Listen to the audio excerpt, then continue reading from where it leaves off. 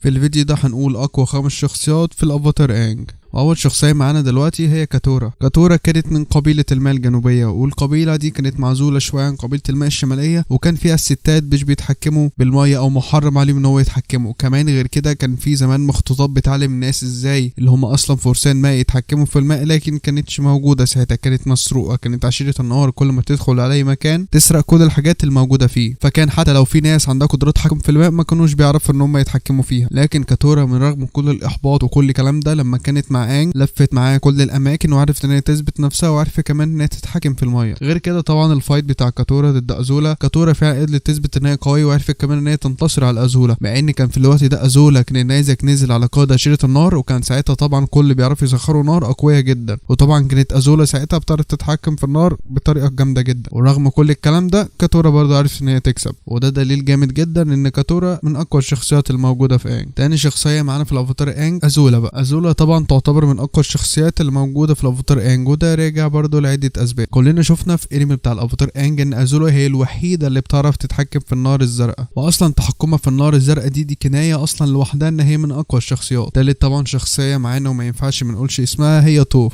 توف فعلا تعتبر من اقوى الشخصيات الموجوده في الافاتار انج، وكمان في الافاتار كورا. توف عرفت ان هي تطور التحكم بتاعها في الارض، وكمان عرفت ان هي تطوره اكتر من رغم ان هي عمية ومش بتشوف، عرفت ان هي تعرف تتحكم في الارض بطريقه كويسه جدا. وغير كده كمان هي ساعد عماها ده ان هي تعرف تكتشف القدره بتاعه التحكم في المعدن لما تحس بجزيئات المعدن جوه الارض، وكانت تعتبر اول واحده تتحكم في المعدن، وهي اللي مؤسسه عشيره المعدن اللي موجوده دلوقتي في الافاتار كورا. فطبعا بلا منازع تعتبر توف هي من اقوى الشخصيات. ما ينفعش نقول ان ازولا من اقوى الشخصيات ويجي في اخر الانمي زوكو يكسبها ويبقى هو اقوى منها، فطبعا يكون زوكو هو كمان من اقوى الشخصيات اللي موجوده برضه في الافاتار انج. والدليل على كده ان هو عرف يهزم ويقضي على ازولا، وبقى هو دلوقتي قائد عشيره النار. وخامس شخصيه معانا دلوقتي طبعا هو قائد عشيره النار اوزي. ما ينفعش نكون قلنا ازولا وزوكو ونسينا طبعا قائد عشيره النار. ده هو الوحيد اللي بيعرف يتحكم في النار بالقوه الهائله دي، يقدر ان هو يدمر عشيره بحالها بالقوه بتاعته. اصلا ال3 مواسم بتوع انج كان بيحاول يعمل كل قوته ويتدرب ويعمل كل ما في استطاعته عشان يعرف ان هو يهزم قائد عشيره النار. فاصلا يعتبر قائد عشيره النار هو اقوى واحد من كل الموجودين دول. وبس كده، لو عجبك الفيديو ما تنساش تعمل لايك واشتراك وكده يعني. سلام.